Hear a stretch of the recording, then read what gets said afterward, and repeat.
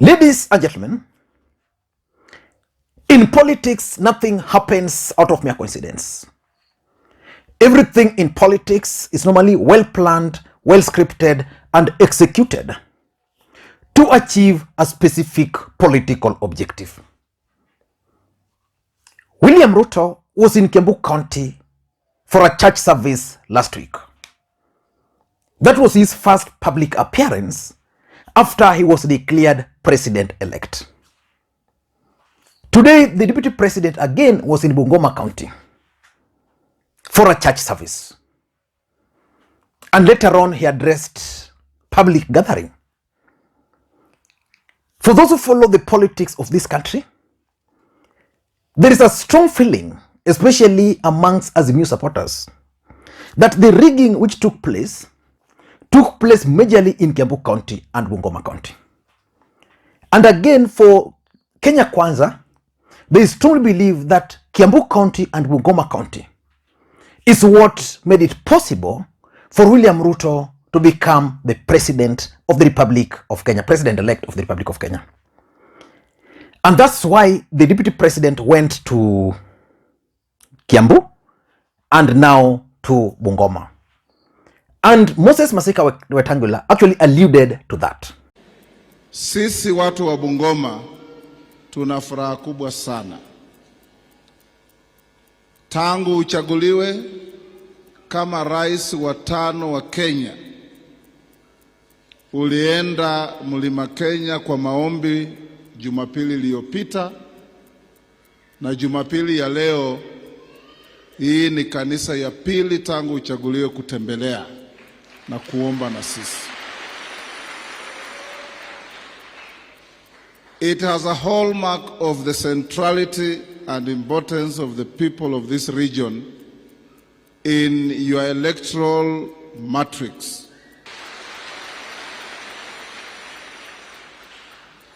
Some philosophers of politics have said that the elections of the 9th August 2022 was won and lost in Bungoma. Vandu valla va mabungoma ne vasangale, vandu va mabungoma ne vengua. And that is what you did. We don't take it for granted. So in this video, I want us to do a critical analysis and understand the secret behind William Ruto's visit to Bungoma.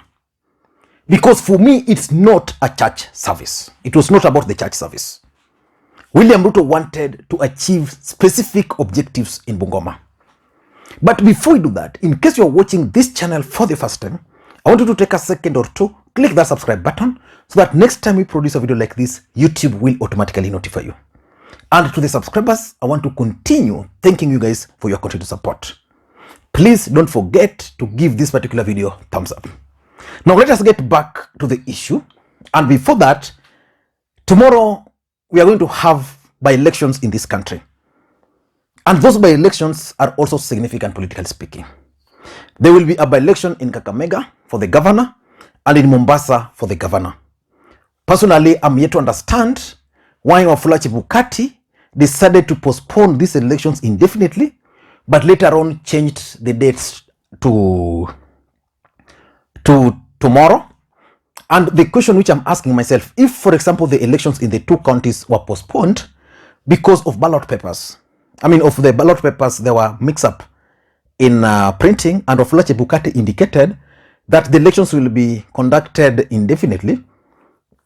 He didn't give a specific date. Then later on, in a short notice, they said they will be done tomorrow. My question is, when were the new ballot papers printed? Who received them? Who received them? For me, I still believe that the Kakamega and Mombasa were postponed as part of a strategy by Chebukati and Ruto to influence the outcome. William Ruto knew so well that he was going to be declared the president-elect, and if he was going to be sworn in, then with those by-elections, then it was going to be easy for him to win. So he postponed them. If you look again, there is another one in Rongai where William Ruto is keen on ensuring that the Moi sons are out of politics in Rift Valley. If elections had been held that time, I'm sure probably he might have sneaked in. I doubt if he will have that opportunity now, because the UDA machinery is camping in Rongai. You go to Kacheliba. If you look at the presidential result for Kacheliba, Raila Odinga won. It goes without saying that the ODM candidate or the Jubilee candidate in that region was likely to win. And that's why it was postponed. But I don't want to get into that. So tomorrow, the elections will go on in those counties, and hopefully they'll be peaceful. Raphael Tuju also responded to Commissioner Abdi Gulei's affidavit. Explosive. We are going to do analysis about that tomorrow. Several other things. I've also seen an affidavit by IEBC, and it's actually supporting Azimio. So let us wait and see how that's also going to play out. Let me take you to the politics of Bungoma, where William Ruto went today. Bungoma County actually shifted this election in favor of Ruto. If you ask me, Wetangula delivered. He delivered MPs, he delivered the governor, he delivers the senator, and most other MCs there. Ford Kenya actually managed to win there. So I've been asking myself, what if Wetangula stayed with Raila Odinga? Probably William Ruto understood the importance of Moses Masika Wetangula, and that's why he decided to ensure that Wetangula stuck with him. Again, William Ruto is promising to elevate Moses Wetangula as the Speaker of the National Assembly, which will make him the third in command. So let us wait and see how that's going to play out. But looking at William Ruto's visit to Bungoma today and his visit to Kiambu last week, I think in Bungoma, William Ruto wanted to achieve the following objectives. Number one, the Deputy President actually wants to rally support for Wafula Chebukati. Wafula Chebukati comes from Bungoma County. You all remember that Azimio supporters actually accused Wetangula of being the link between Chebukati and Ruto, and that they are relatives, and because of that, he was able to help Ruto through Moses Masika Wetangula. If there are certain things they planned together. And probably someone was telling me that that's why the voting in Bungoma went that way. So William Ruto is keen on ensuring that should the court nullify his election and Chebukati is sent home, he is keen on using that to gain sympathy in Bungoma. He will tell the people of Bungoma that your man we rallied was kicked out. Moses Wetangula is not the speaker, and because Chebukati has been kicked out, for us it's a pain for us. So William normally understands how he can play with the emotions of the people. So I think his main objective of going there was to rally support for Chebukati ahead of the hearing, which will begin, I think, either tomorrow or the day after tomorrow. So that's number one. Number two, William Ruto is already preparing for a possibility of a rerun. And that's why I was wondering why Raila Odinga and his supporters are sleeping. You know, the outcome of the Supreme Court will be two. Either they'll affirm the announcement, or they nullify. So assuming the Supreme Court will nullify that election, it means we are going to have a rerun.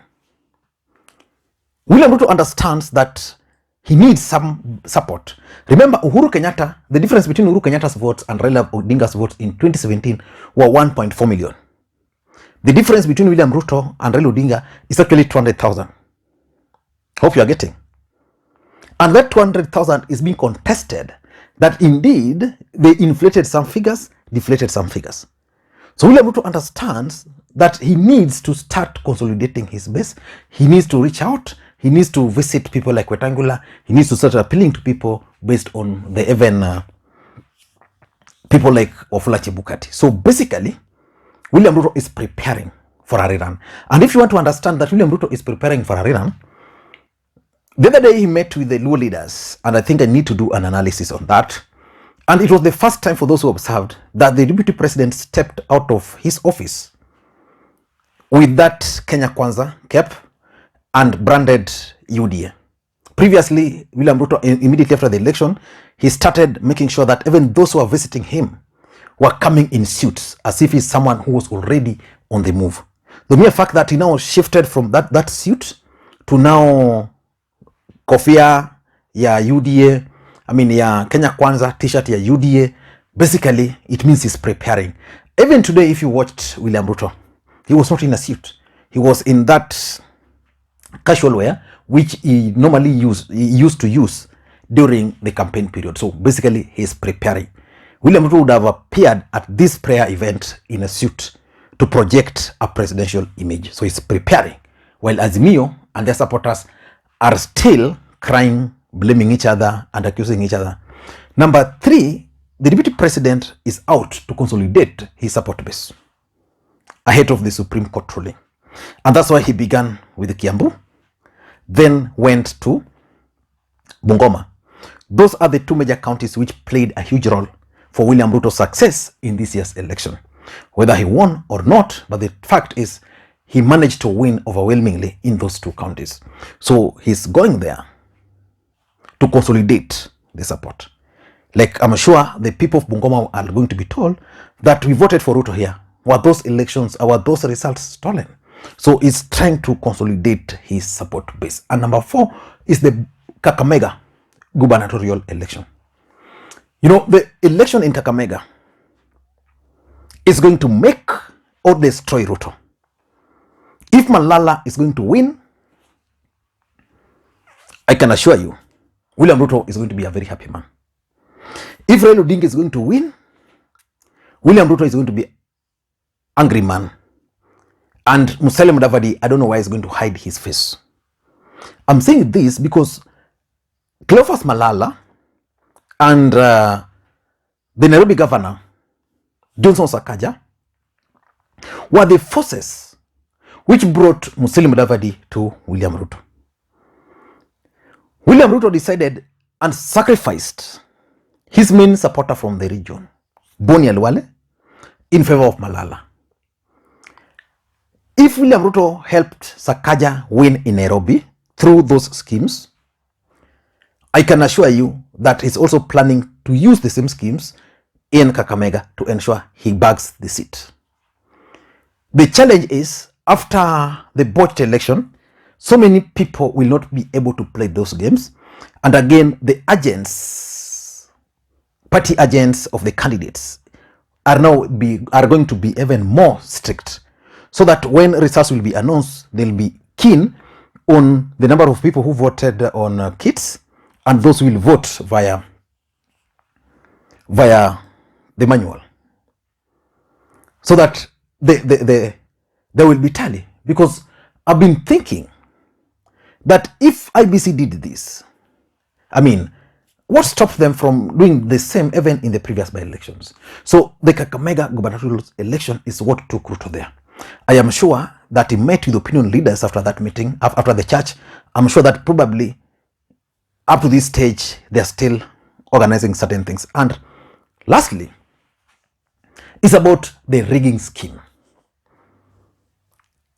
Kenyans believe that rigging took place in Bungoma. It took place in Kiambu. William Ruto is going there just to try and persuade those supporters that, we voted. You voted for me. These guys are saying we stole the elections. Kwani, are you stones? Yeah. So let us wait and see how the by-election in Kakamega is going to go. Let us wait and see the Supreme Court ruling, whether the Supreme Court ruling will change anything. But if, for example, the Supreme Court will nullify the elections, I can assure you the politics of this country will never be the same again. Thank you guys, and please may you have a good day. Bye-bye.